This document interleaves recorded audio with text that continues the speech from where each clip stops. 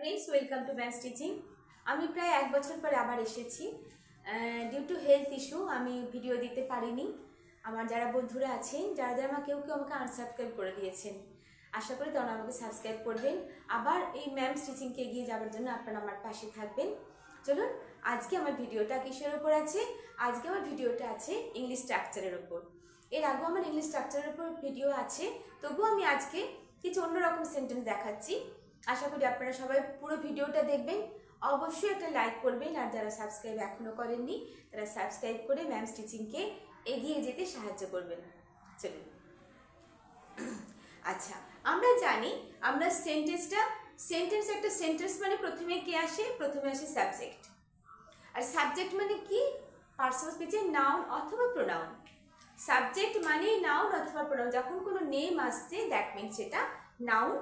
আর নেমের পরিবর্তে আমরা কাকে ব্যবহার করি? প্রোনাউনকে ব্যবহার করি। আর অ্যাকর্ডিং টু সাবজেক্ট আমরা কাকে চুজ করি? ভার্বকে চুজ করি। সাবজেক্ট অনুসারে আমরা ভার্বকে চুজ করি। আর ভার্বকে আমরা চুজ করি আবার আরেকভাবে। কিভাবে? অ্যাকর্ডিং টু টেন্স, অর্থাৎ কাজটা কখন হয়েছে, কখন হচ্ছে, কখন হবে, তার উপর বেস করে আমরা সাবজেক্টটাকে চুজ করি। তাহলে প্রথমে আমরা কাকে নিয়ে আসবো? প্রথমে আমরা সাবজেক্টকে, তারপর আমরা ভার্বকে, তারপর অবজেক্ট অথবা কমপ্লিমেন্ট। চলুন দেখে নিই আমরা আজকে কীভাবে ছোট ছোট সেন্টেন্স তৈরি করব, তারপরে ছোট ছোট সেন্টেন্সগুলোকে কীভাবে আমরা বড় করব, লেন্থি করব। দেখো, তুমি যাও, এখানে সাবজেক্টকে তুমি, অর্থাৎ তুমি কে? তুমি কিন্তু প্রোনাউন। তুমি যাও, ইউ গো। ভার্ব কি আছে এখানে? গো। তুমি যাও, ইউ গো। তুমি কি যাও? তাহলে আমি প্রশ্ন করছি, তাহলে আমি যখন প্রশ্ন করছি কি লিখবো এখানে? ডু। Do you go? তুমি কি যাও? তুমি যাও, ইউ গো। আমি যাই, এখানে আমি সাবজেক্ট, আই গো। আমি কি যাই? Do I go. তুমি কি যাও? Do you go. এবার আমি যদি বলি তুমি কোথায় যাও, তাহলে এই কোথায়টাকে আমি আগে লিখব। তুমি কোথায় যাও? কোথায় তুমি যাও? Where? Where do you go? Where do you go? তাহলে তুমি যাও, প্রথমে সাবজেক্ট তুমি, তারপরে ভার্ব গো। তুমি যাও, ইউ গো। তুমি কি যাও? Do you go. তুমি কোথায় যাও? Where do you go? তুমি কেন যাও? এখানেও কিন্তু এই কেনটাকে আমরা আগে লিখব। Why do you go? Why do you go? তুমি কেন যাও? Why do you go? তুমি কখন যাও? তাহলে এখানে সময় বোঝাচ্ছে, এরা কিন্তু সবাইকে adverb. When do you go? When do you go? তাহলে তুমি কোথায় যাও? তুমি যাও, ইউ গো। তুমি কি যাও? Do you go. কোথায় তুমি যাও? Where do you go? কখন তুমি যাও? কেন তুমি যাও? Why do you go? কখন তুমি যাও? When do you go?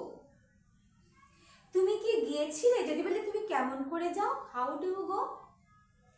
তুমি কি গিয়েছিলে? তাহলে তুমি কি গিয়েছিলে, তুমি যাও, অর্থাৎ এটা প্রেজেন্ট টেন্স। তুমি রোজই যেতে পারো। তুমি যাও, এটা প্রেজেন্ট টেন্স। আর তুমি কি গিয়েছিলে, অর্থাৎ এটা পাস্ট টেন্স। তাহলে এখানে আমি কি লিখবো? যদি বলি তুমি গিয়েছিলে, ইউ ওয়েন্ট, তাহলে আমরা ভার্বের সেকেন্ড ফর্ম লিখবো। আর যদি বলি তুমি কি গিয়েছিলে, did you go. Did you go. এখানে কেন ডিড লিখলাম? যেহেতু এটা পাস্ট টেন্স। যখন আমরা লিখলাম তুমি গিয়েছিলে, ইউ ওয়েন্ট, কিন্তু যখন আমি প্রশ্ন করছি তখন আমরা কিসের ব্যবহার করছি? ডিড। পাস্ট টেন্সে আমরা ডিডের ব্যবহার করছি, আর প্রেজেন্ট টেন্সে আমরা ডু বা ডাজের ব্যবহার করছি। তাহলে এবারে ডিড ইউ আর ওয়েন্টের জায়গাটায় আমরা এখানে ডিড লিখলাম, আর ওখানে মেইন ভার্বটা ফার্স্ট ফর্মে থাকলো। Did you go? তুমি কেমন করে গিয়েছিলে? হাউ ডিড ইউ গো?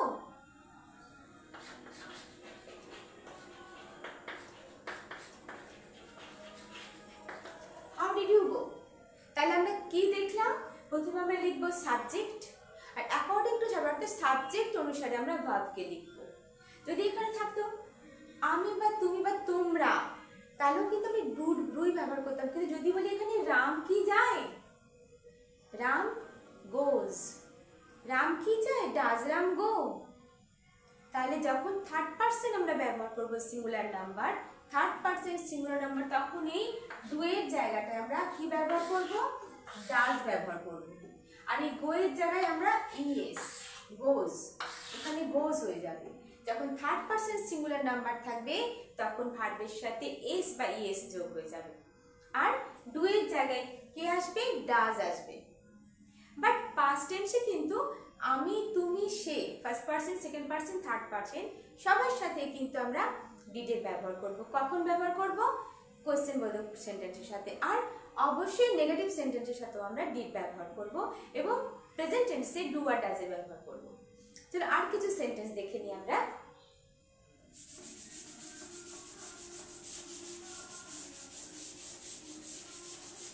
আচ্ছা, এবার কিছু সেন্টেন্স দেখি।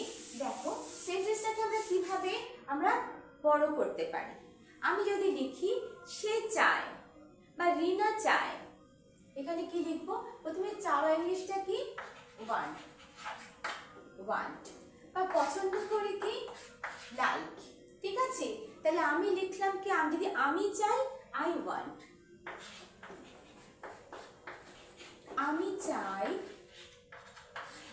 I want. সে চায়, she wants, she wants কেন, যেহেতু she third person singular number, that's why she wants। Ram চায়,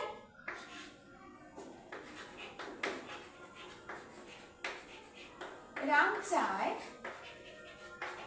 রাম wants। তাহলে আমি চাই, আমি কি চাই, I want to read। আমি চাই, আমি কি চাই, আমি পড়তে চাই। আমি কি পড়তে চাই, আমি স্টোরি বুক পড়তে চাই। I want to read story book। আমি কি চাই, আমি পড়তে চাই। এই যে আমি পড়তে, এই সাবজেক্ট, এটা ভার্ব, আর আমি পড়তে চাই, এটা কি, এটা ইনফিনিটিভ।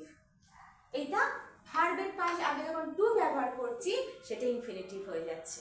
তাহলে আমি কি চাই, আমি চাই পড়তে, কি পড়তে চাই, স্টোরি বুক। এই স্টোরি বুকটাকে অবজেক্টিভ, আমি স্টোরি বুক পড়তে চাই। ঠিক আছে, সে চায়, she wants, সে কি চায়, এবার আমরা কি লিখবো, she wants to go, সে যেতে চায়।